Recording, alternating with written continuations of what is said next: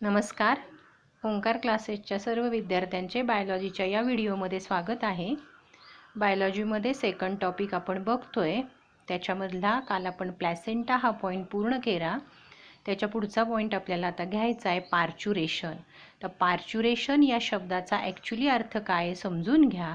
पार्च्युरेशन म्हणजे actual process of delivery, म्हणजे बाळाला जन्म देण्याची जी प्रक्रिया आहे, जी घटना आहे, त्याला आपण पार्च्युरेशन असं म्हणतो. ह्युमन्स आर व्हिव्हिपॅरस हा शब्द आपण 11वीतच शिकलोय मॅमल्समध्ये. व्हिव्हिपॅरस शब्दाचा अर्थ सांगते, लक्षात घ्या.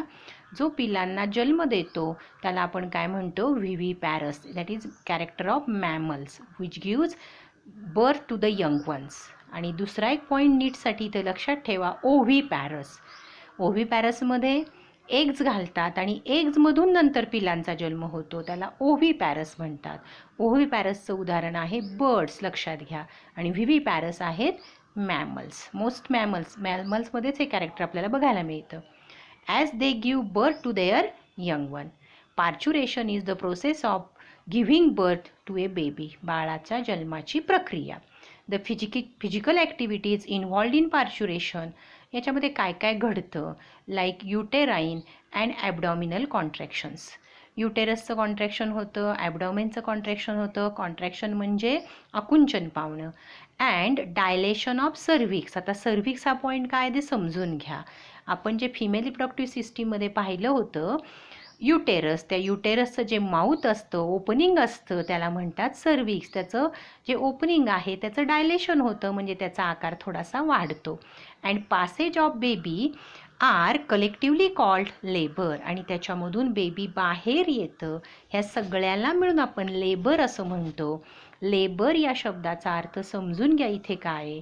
लेबर बरोबर आणि काय असतं, labour is accompanied by localized sensation of discomfort or agony called labour pains. म्हणजे ज्यावेळेला ही सगळी प्रोसेस चालू असते त्यावेळेला प्रसूती वेदना होतात. आणि ह्या ज्या प्रसूती वेदना आहेत त्यालाच आपण लेबर पेन असं म्हणतो. कुठल्या तरी पिक्चरमध्ये, कुठल्या तरी सिरियलमध्ये एखाद्या बाळाचा जन्म होण्याची प्रक्रिया तुम्हाला दाखवलेली आहे, तुम्ही पाहिलेली असेल. तिथं फिमेलच्या चेहऱ्यावरची फक्त एक्सप्रेशन दाखवली जातात आणि नंतर बाळाच्या रडण्याचा आवाज दाखवला जातो. पण तेवढी ती प्रोसेस सोपी नसते, हे लक्षात घ्या. त्याला आपण लेबर पेन्स असं म्हणतो. Parturition is controlled by complex neuroendocrine mechanism. ही बर्थ देण्याची जी प्रक्रिया आहे ही अतिशय गुंतागुंतीची न्यूरो एंडोक्राईन मेकॅनिझम आहे. आता समजून घ्या याचा अर्थ. कॉम्प्लेक्स म्हणजे गुंतागुंतीची. न्यूरो एंडोक्राईन या शब्दाचा अर्थ काय. न्यूरो म्हणजे नर्वस सिस्टीम, एंडोक्राईन म्हणजे हार्मोनल सिस्टीम, ज्याच्याद्वारे हार्मोनचं सिक्रिशन होतं आणि हे कंट्रोल करते nervous system. Signals arise from fully formed foetus. पहिल्यांदा बाळ तयार झालंय, पूर्ण त्याची ग्रोथ झाली आहे, याचा सिग्नल फीटस म्हणजे बाळच देतं. And placenta cause mild uterine contractions. आणि प्लॅसेंटाचं पहिल्यांदा माइल्ड म्हणजे छोट्या स्वरूपात, कमी स्वरूपात युटेराईन कॉन्ट्रॅक्शन होतं. It is accompanied by rise in estrogen progesterone ratio. आणि त्यावेळेला इस्ट्रोजेन आणि प्रोगेस्टेरॉनचा रेशो वाढतो. रेशो म्हटलं इथे, त्याची लेवल म्हटलेली नाही. इस्ट्रोजेन आणि प्रोगेस्टेरॉनचा रेशो वाढतो. Increase in oxytocin receptor in uterine muscle. आता पहिल्यांदा ऑक्सिटोसिन काय समजून घ्या. आपल्या ब्रेनच्या ठिकाणी एक पिट्युटरी ग्लँड आहे. ह्या पिट्युटरी ग्लँडचा एक पार्ट असतो पोस्टिरियर लोब, त्याला न्यूरोहायपोफायसिस म्हणतात. तो एक हार्मोन सिक्रीट करतो, त्याचं नाव आहे ऑक्सिटोसिन. ते आपण पुढच्या एका टॉपिकमध्ये पाहणार आहे, कंट्रोल अँड कोऑर्डिनेशनमध्ये. आणि हा हार्मोन बर्थ हार्मोन म्हणूनच ओळखला जातो, म्हणजे ह्या हार्मोनमुळं युटेरसचं कॉन्ट्रॅक्शन आणि रिलॅक्सेशन होतं. आणि ह्या हार्मोनसाठी युटेराईन मसलमध्ये रिसेप्टॉर्स तयार होतात. They cause vigorous contraction of myometrium. Vigorous याचा अर्थ मोठ्या प्रमाणात. मायोमेट्रियम म्हणजे आपण शिकलो होतो एंडोमेट्रियम, मायोमेट्रियम आणि इपी. तर याचा अर्थ काय, मायोमेट्रियम म्हणजे मिडल लेअर ऑफ युटेरस. प्रत्येक वेळेला शब्द समजून घ्या.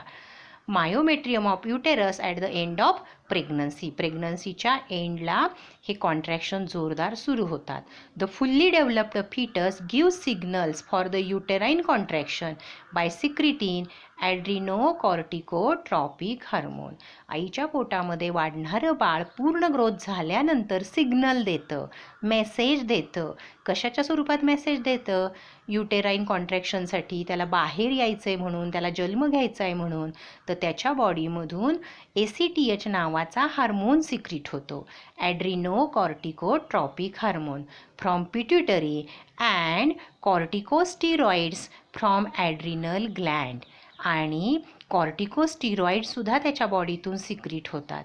धिस ट्रिगर्स, या हार्मोनमुळं काय होतं? Release of oxytocin. आणि मग आईच्या बॉडीमध्ये ऑक्सिटोसिन नावाचा हार्मोन रिलीज होतो फ्रॉम मदर्स पिट्युटरी. मगाशीच मी तुम्हाला सांगितलं पिट्युटरी ग्लँडचा तो बर्थ हार्मोन आहे, which acts on uterine muscle of mother. आणि तो हार्मोन आईच्या युटेरसच्या मसलवर काम करतो. आणि काय काम करतो? कॉजेस व्हिगरस युटेराईन कॉन्ट्रॅक्शन्स. आणि त्याच्यामुळं मोठ्या प्रमाणात आईचे युटेरसचे मसल कॉन्ट्रॅक्ट व्हायला लागतात. याचाच अर्थ बाळाला बाहेर ढकलण्याच्या दृष्टीनं प्रक्रिया सुरू होते. This leads to expulsion of baby from uterus. आत्ताच मी तुम्हाला सांगितलं, एक्सपल्शन म्हणजे बाहेर ढकलणं किंवा बाहेर पडणं. It involves following 3 steps. त्याच्यामध्ये पुन्हा 3 स्टेप्स येतात. पहिला डायलेशन म्हणजे मोठं होणं. युटेराईन कॉन्ट्रॅक्शन्स बिगन फ्रॉम टॉपपासून सुरुवात होतं, म्हणजे वरच्या बाजूपासून. Forcing the baby towards the cervix, म्हणजे पहिल्यांदा त्याला युटेरसचं जे सर्विक्स आहे, तोंड आहे, त्याच्याकडे ढकललं जातं. Contractions are accompanied by pain caused by compression of blood vessels. ज्यावेळेला कॉन्ट्रॅक्शन्स होतात त्यावेळेला आईला पेन्स फील होतात, कारण त्यावेळेला ब्लड व्हेसल ह्याचं कॉम्प्रेशन होतं, म्हणजे त्याच्यावर दाब येतो. Oxytocin induced uterine contraction become stronger and stronger due to stimulatory reflex. ऑक्सिटोसिनमुळं तयार झालेली कॉन्ट्रॅक्शन जास्तीत जास्त स्ट्रॉंगर होत जातात ड्यू टू स्टिम्युलेटरी रिफ्लेक्स, म्हणजे त्याच्यामध्ये स्टिम्युलेशनची प्रक्रिया होते आणि अजून जास्त प्रसूती वेदना होतात. As the body is pushed down in the uterus. आणि याचा परिणाम म्हणून बेबीची बॉडी जी आहे ती युटेरसच्या डाऊन दिशेने ढकलली जाते. Its head comes to lie against cervix, म्हणजे त्याचं डोकं हे सर्विक्सच्या जवळ येतं. सर्विक्स गेट डायलेटेड, सर्विक्स थोडंसं मोठं होतं. The vagina shows similar dilation, व्हजायनामध्ये थोडंसं डायलेशन होतं. This stage of labour can normally last up to few hours. आणि हा काळ साधारणतः काही तासांचा असतो. It ends in rupturing of amniotic membrane of foetus. आणि हा पहिला काळ कधी संपतो? पहिली स्टेज कधी संपते? ज्यावेळेला एमनियोटिक मेम्ब्रेन रप्चर होतं त्यावेळेला ही पहिली स्टेज संपते. इथं तुम्हाला डायग्रॅमॅटिकली फोटोग्राफच्या साहाय्यानं समजून देण्याचा प्रयत्न केला आहे. बघा, आपल्याला डायग्रॅम इथं दिलेले आहेत.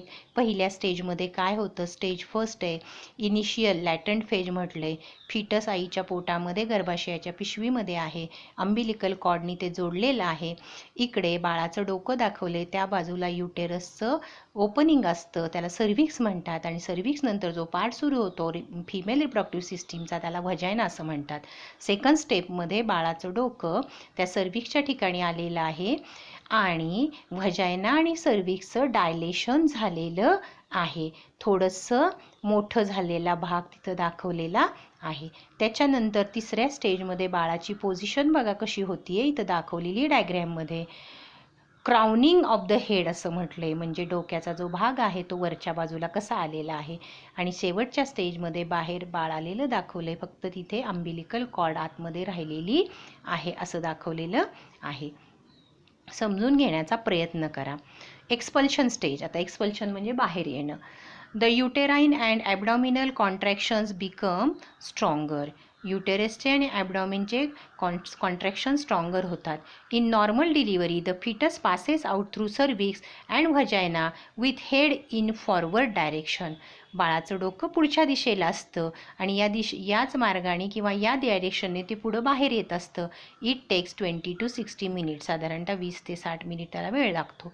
The umbilical cord is tied. Umbilical cord म्हणजे नाळ जी आहे ते बेंबीच्या ठिकाणी थोडंसं अंतर ठेवून कट केली जाते. And cut off close to the baby's navel. Navel म्हणजे बेंबीच्या जवळ. आफ्टर बर्थ नंतरची procedure. After the delivery of the baby the placenta separate from the uterus and expelled out as after birth. आणि मग आईच्या पोटामध्ये जो प्लॅसेंटा तयार झालेला होतो तो सेपरेट होतो आणि तो नंतर बाहेर येतो, त्याला आफ्टर बर्थ म्हणतात, due to severe contraction of uterus. आणि याच्यामध्ये युटेरसचं भरपूर कॉन्ट्रॅक्शन होतं. This process happens within 10 to 45 minutes of delivery. 10 ते 45 मिनटापर्यंत ही प्रोसेस चालू राहते.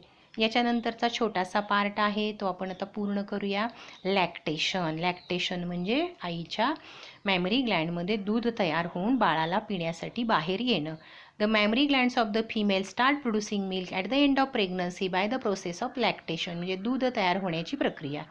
Prolactin is the hormone. त्याच्यासाठी एक हार्मोन आहे रिस्पॉन्सिबल, त्याचं नाव आहे prolactin, which is responsible for production of milk. तो मिल्क प्रोडक्शनसाठी आवश्यक असतो. Lactation help the mother in feeding the newborn baby. याच्यामुळं आईला त्या लहान बाळाला दूध देता येतं, फीड करता येतं. The fluid secreted by mammary gland soon after child birth is called colostrum. बाळाचा जन्म झाल्याबरोबर आईच्या मॅमरी ग्लँडमधून जे पहिल्यांदा स्त्राव येतो त्याला कोलेस्ट्रम असं म्हटलं जातं. म्हणजे आपण ज्याला चीक असं म्हणतो बघा, colostrum. It is sticky and yellow fluid secreted by mammary gland soon after child birth. म्हणजे बाळाचा जन्म झाल्याबरोबर. It contains protein, lactose, mother's antibodies, example IgA. याच्यामध्ये प्रोटीन्स असतात, लॅक्टोज असतात, त्याच्यामुळे त्याचं न्यूट्रिशन होतं. आणि आईच्या शरीरातल्या अँटीबॉडीज असतात ज्याला IgA असं आपण म्हटलं, इम्युनोग्लोबिन टाईप A असं त्याचा फुल फॉर्म आहे. तर हे जे काही आहे याच्यामुळं बाळाचं संरक्षण होतं, म्हणजे त्याला रेजिस्टन्स पॉवर प्राप्त होते. The fat content in colostrum is low. फॅटचं कंटेंट कमी असतं. Antibodies present in it help in developing resistance for newborn. मग ह्या अँटीबॉडीजमुळं बाळामध्ये रेजिस्टन्स पॉवर तयार व्हायला मदत होते. Newborn baby at a time when its own immune response is not fully develop. की तोपर्यंत बाळाची रेजिस्टन्स पॉवर किंवा ज्याला आपण इम्युन रिस्पॉन्स म्हणतो तो पूर्ण डेव्हलप झालेला नसतो. या पद्धतीनं आपण आज फक्त 2च पॉईंट बघितले छोटे छोटे, पार्च्युरेशन आणि लॅक्टेशन. याच्यानंतर यूज युअर ब्रेन पॉवर. त्यात काय म्हटलं आहे, why it is that consumption of mother milk is safest for newborn. हा विषय आहे समजून घेण्याचा. आईचं दूध हे बाळासाठी परिपूर्ण असतं असं म्हटलं जातं, कारण त्या दुधामधून बाळाला रेजिस्टन्स पॉवर आणि न्यूट्रिशन हे सगळं व्यवस्थित मिळत असतं. या पद्धतीनं आपण असा पॉईंट पूर्ण केला. तुम्ही होमवर्क करा. होमवर्क मला बघायला द्या. थँक्यू.